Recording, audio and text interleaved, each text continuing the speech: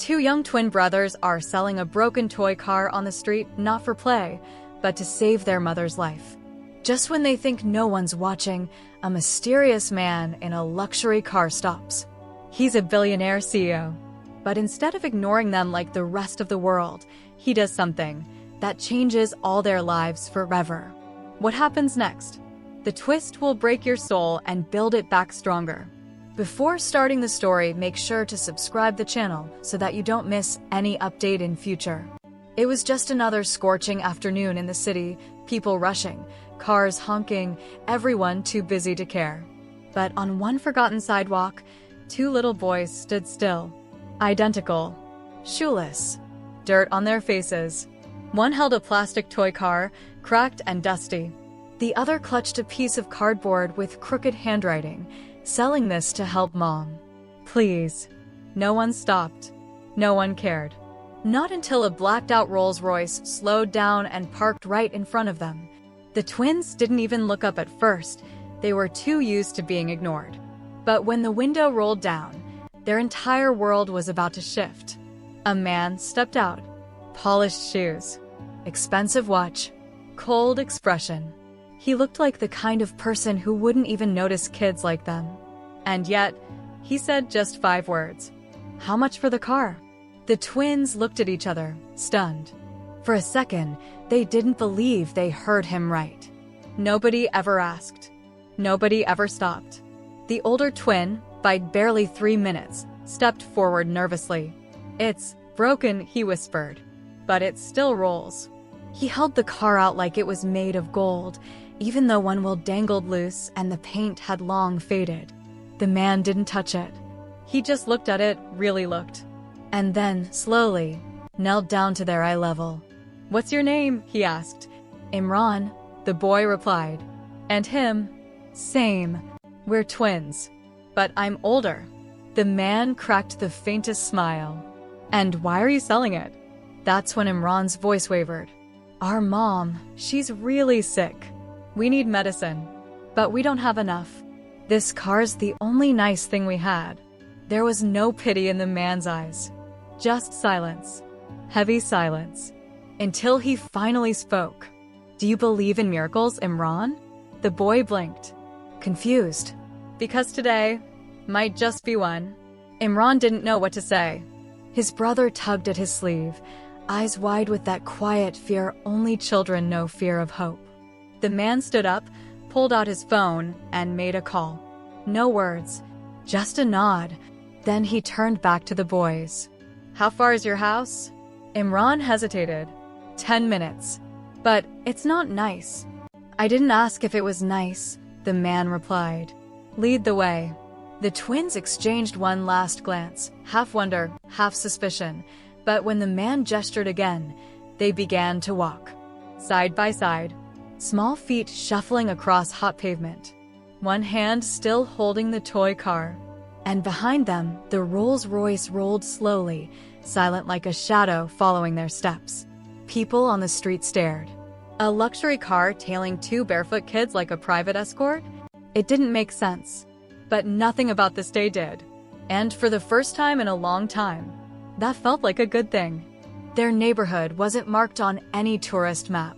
It was the kind of place people pretended didn't exist, crumbling walls, leaking roofs, and alleys that smelled of rust and rain even when the sun blazed. As they walked, Imran kept glancing back, checking if the car was still there. It was. Slow, steady, silent. By the time they reached their building, if it could even be called that, the man stepped out again. His polished shoes now touched dusty ground. The twins led him up a narrow staircase where each step creaked like it might give in. And at the top, behind a thin wooden door, was their home. A room. Just one. No lights on. No fans spinning. Only the faint wheeze of a woman lying on a worn-out mattress, her forehead damp with sweat. Mama, Imran whispered, dropping to his knees beside her. We brought someone. He wants to help. The man didn't speak. He just stood at the threshold, eyes locked on the woman, skin pale, lips trembling, breath shallow. He didn't know her, but something in her face made his chest tighten. Something. painfully familiar. And in that moment, he knew. This wasn't just about a toy car anymore. The room smelled like sickness and silence. The man took a step in, carefully, like the air itself might break.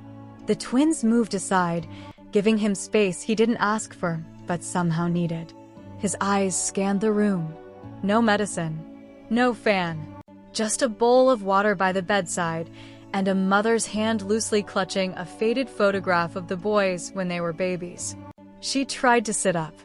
Failed. "Please," she whispered, barely audible. "We don't want charity. Just medicine. Just enough to breathe." Her pride was still stronger than her pain. But the man didn't flinch. He walked to her slowly, knelt beside her, and said something she didn't expect. "I grew up here too. Just like them." Her eyes widened. She tried to place his face, but it had been too long. Too many years, too many changed features. The man pulled out his phone again. "An ambulance," he said. "Now. No panic. No drama. Just control." And in that small, dying room, hope lit up like a match in the dark. Not loud, but real. The kind of hope that dares to whisper before it shouts. Minutes passed like hours. The twins sat huddled together in the corner, not speaking, just watching. Watching the man who wasn't family, but somehow felt safer than most who were. Outside, the distant wail of an ambulance grew louder and louder, until it stopped right below their window. The man stood without a word, moved to the doorway, and looked back at the boys. "She's going to be okay," he said, quiet but firm. "I promise." Imran's lower lip trembled. "How do you know?" The man didn't blink. "Because I didn't come this far to let her die." The paramedics burst in moments later, rushed, focused, no time for questions. Oxygen. 4. A stretcher. And as they carried her out, her fingers brushed against her son's hands, weak but full of love. The man followed closely behind. No cameras, no announcements, just presence. At the ambulance door, he paused. "You coming?" he asked. The boys nodded instantly, because somehow, without even realizing it, they trusted him with their whole world. The ride to the hospital was quiet. Not because there was nothing to say, but because everything that needed to be felt was already in the air. Imran held his mother's hand the whole way. Her grip was weak, but it was there. Still fighting. Still holding on. His brother stared at the machines. The beeping, the tubes, the blinking lights, it all looked like something out of a science fiction movie. Except this wasn't fiction. This was real. Raw. Terrifying. The man sat across from them, hands clasped, gaze steady. He didn't ask questions. Didn't give speeches. He just sat there like a wall between them and the world. And somehow, that was enough. When the ambulance stopped, hospital staff rushed in to take over. The boys were gently moved aside as their mother disappeared behind double doors. They tried to follow, but a nurse stopped them. "She needs treatment. You can't go in yet." Imran's eyes filled with panic. The man stepped forward. "It's okay," he said. "She's in the best hands now."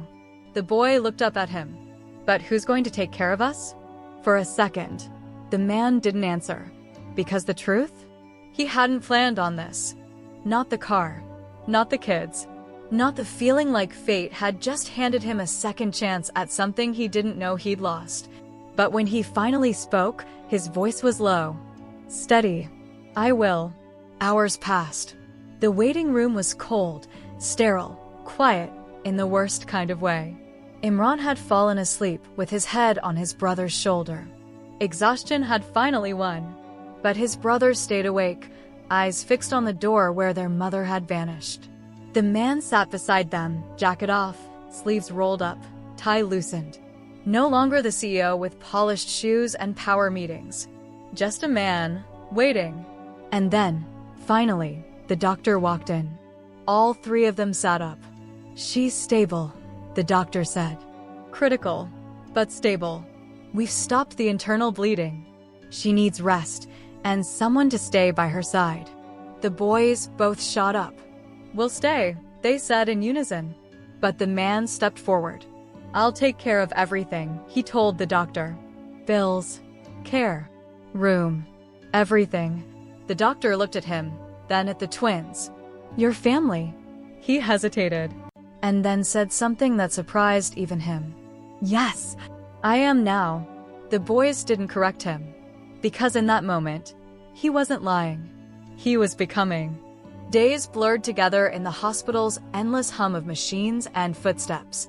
Imran and his brother learned the routine: visiting hours, whispered prayers, quick snacks from the vending machine. The man stayed close, never leaving their side. He asked questions the boys had never been asked before about their dreams, their school, their favorite colors. Little things, big things, things that mattered. At night, when the hospital grew quiet, the man pulled out his phone and showed them pictures. Of him, of a little boy, of a family. He didn't say much, but the images spoke volumes. The twins realized something. This man wasn't just a stranger who helped. He was the answer to a question they hadn't dared to ask. Could someone really care? Could someone really change their world? And for the first time, hope felt like something real. One evening, the twins sat by the window, watching the sun dip below the cracked rooftops. Their mother was resting, finally. But the silence was heavy. Imran broke it first. "Do you think things will ever be the same?" His brother shrugged, eyes fixed outside. The man leaned in, voice soft but certain. "Nothing will be the same," he said. "But that doesn't mean it can't be better." The boys looked at him, puzzled. "Better," Imran whispered. "Yes," the man smiled. "Because sometimes life breaks us so we can build something stronger. Something real." They didn't fully understand yet, but they wanted to, because for the first time, someone was talking about a future worth hoping for. And maybe, just maybe, it wasn't so far away. Days turned into weeks. The twins began to see their new reality taking shape, uncertain, but filled with possibilities. School was tough. Teachers asked questions they couldn't answer. Friends looked with pity or curiosity. But at home, something was changing. The man brought books, simple stories about heroes, about kids who overcame impossible odds. He told the boys, "You don't have to be perfect. You just have to keep going." Imran's brother found a cracked old soccer ball in the corner. The man smiled. "Let's fix that. Maybe play a game this weekend." The boys laughed genuinely. For the first time in a long time, their world wasn't just about survival. It was about living. One afternoon, the man took the twins to a small park nearby. The sun was warm, the air smelled like fresh grass and distant laughter. Imran kicked the soccer ball, clumsy at first, but then with growing confidence. His brother chased after him, both of them laughing, the kind of laughter that cracks the hardest walls. The man watched quietly, a rare softness in his eyes. He thought about how far they'd come from selling toy cars on a dusty street to this moment of simple joy. And yet, beneath the smiles, the shadows lingered. The fight wasn't over. But for now, this moment was enough. Because sometimes, healing starts with a game. That night, back at the hospital room, the quiet felt heavier. Their mother was sleeping, but her face looked tired, older than her years.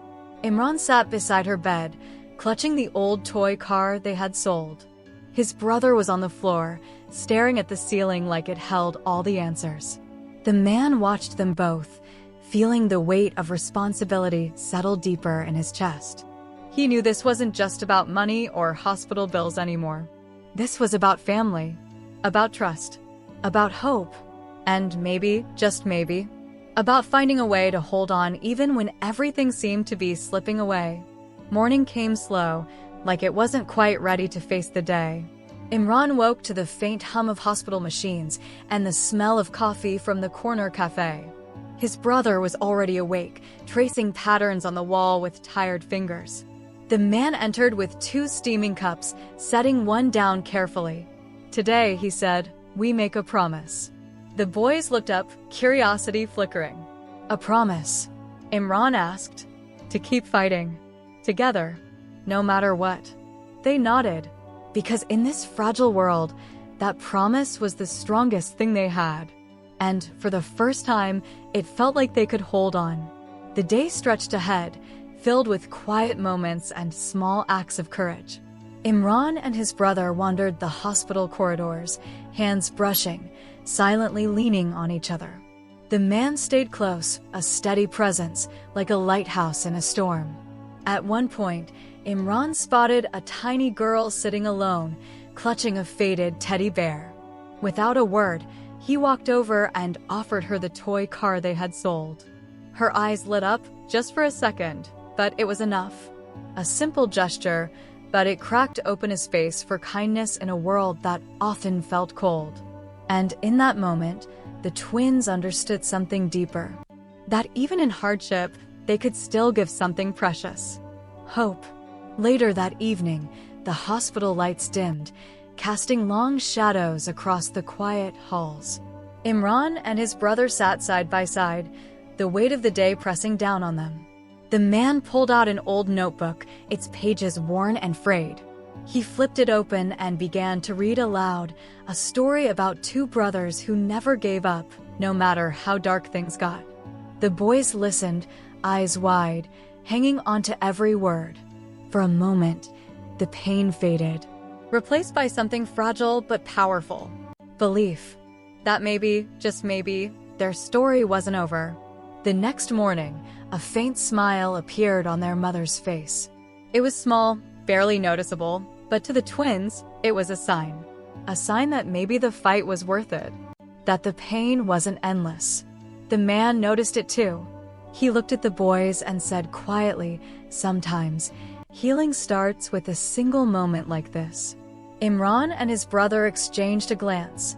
For the first time, hope didn't feel like a distant dream. It felt real, and closer than ever.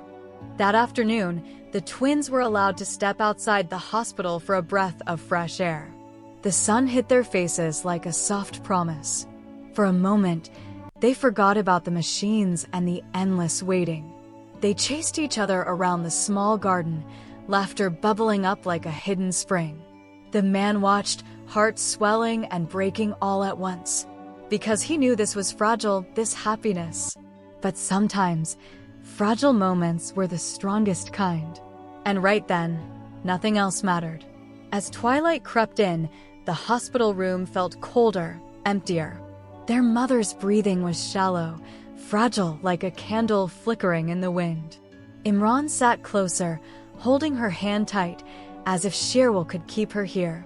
His brother rested his head on the bed, silent tears tracing quiet paths down his cheeks. The man stood by the window, watching the sky turn dark. He whispered to himself, hold on, just a little longer. Because sometimes, hope isn't loud. Sometimes, it's the quiet prayers whispered in the shadows. Hours passed like minutes, each one heavier than the last. The twins sat together, their fingers intertwined, an unspoken promise not to let go.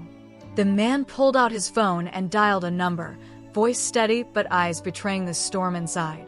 Is there anything more we can do? He asked quietly. On the other end, a faint hope flickered. A new treatment. A chance. Not a guarantee, but a chance. And sometimes, that's all you need to keep fighting. The room felt charged with a fragile energy. Imran and his brother held onto the news like a lifeline, barely daring to breathe. The man paced slowly, thoughts racing, but voice calm. This treatment, it could change everything. The boys' eyes met, hope sparking but tangled with fear. Because in this world, nothing came without a price. And sometimes, the hardest battles were still waiting just around the corner. That night, the hospital hummed softly, machines whispering life's fragile rhythm. Imran couldn't sleep. His mind raced with questions. What if? What if not? His brother was quieter, staring at the ceiling, lost in thoughts heavier than words. The man sat beside them, pulling them close with stories of strength and survival. Sometimes, he said, voice low, the darkest nights lead to the brightest dawns. They clung to those words like a lifeline, even if fear still shadowed every heartbeat. Morning light seeped through the curtains, soft but relentless. The twins woke to the familiar beeping, a harsh reminder that nothing was simple anymore. Their mother's hand squeezed theirs, a weak but precious sign she was still fighting. Imran's heart clenched, but he held back the tears, because hope wasn't about ignoring the pain. It was about facing it together. And that morning, they chose to fight with everything they had left. Doctors came and went, faces full of concern but voices careful, delivering news wrapped in cautious hope. The man stood by, silent, but his eyes never left the twins. He saw the weight they carried, the fierce determination mixed with quiet fear. Imran clenched his jaw, refusing to let the tears fall this time. Because in moments like these, strength wasn't about being unbreakable. It was about standing tall even when the world tried to break you. The twins whispered plans in hushed tones, their voices barely above a breath. "We'll sell more toys," Imran promised, eyes fierce with determination. His brother nodded, knowing this was more than just a game. It was survival. The man watched, heart pounding. These kids weren't just selling toys. They were fighting for their family's future. And nothing could stop that kind of fire.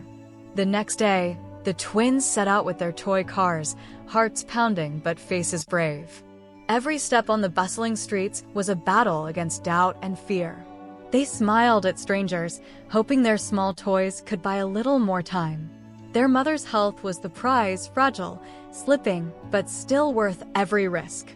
And somewhere, the man watched from a distance, knowing this was more than just a sale.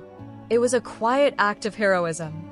Crowds passed by, some stopped, others glanced away. The twins never wavered. Each sold was a small victory, a breath stolen from despair. Imran's eyes caught the man's once again, a silent nod of respect passing between them. It wasn't just about money anymore. It was about hope, resilience, and proving that even the smallest hands could change a life. And deep down, they all knew nothing would ever be the same again.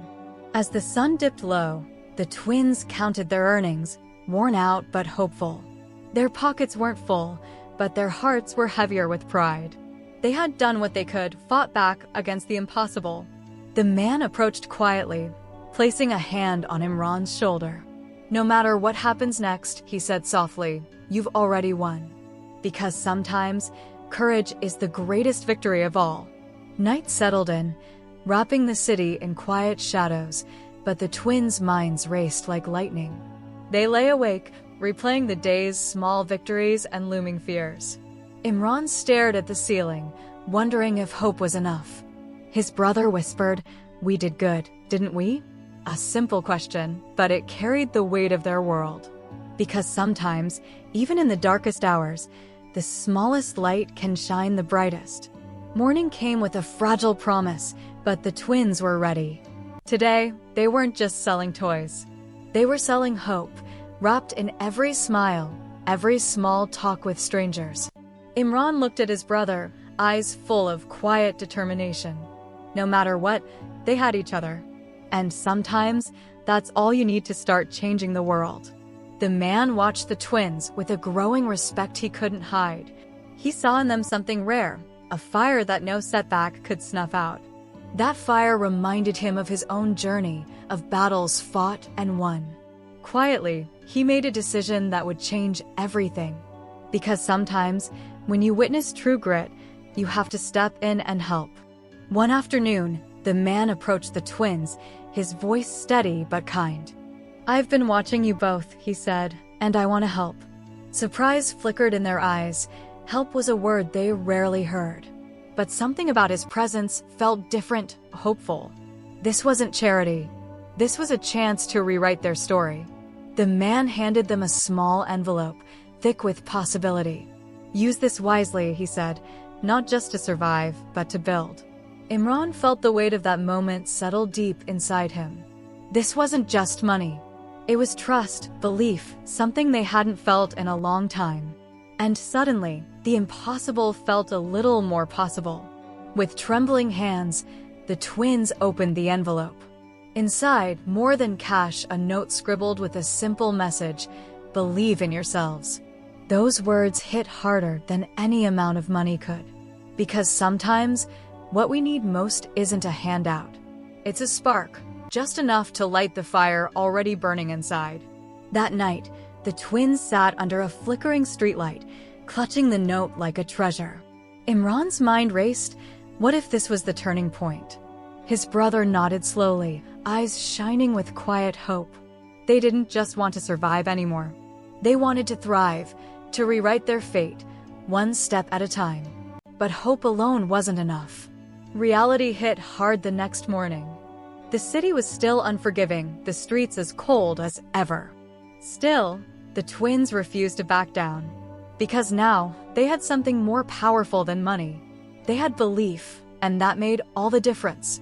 With that spark of belief burning brighter, the twins made a plan. They wouldn't just sell toy cars anymore. They'd create something new, something that could change their lives forever. A dream was taking shape, fragile but fierce. And for the first time in a long time, it felt like theirs. But dreams aren't handed to you. They have to be fought for. Days turned into weeks of sweat, doubt, and small victories. Every no they heard only fueled their fire more. Because deep down, they knew. This wasn't just about toy cars anymore. It was about proving to the world and themselves that they belonged. Then, out of nowhere, the breakthrough came. A local business owner saw their passion and took a chance on them. Suddenly, their little stand wasn't so little anymore. It was the first step toward the life they'd only dared to imagine. But the real test? That was still ahead. From selling toy cars on a dusty street corner, to standing tall with a business built on grit and heart. The twins didn't just save their mom, they rewrote their destiny. And the CEO who watched it all unfold? He wasn't just impressed. He was inspired. Because sometimes, the smallest acts spark the biggest changes.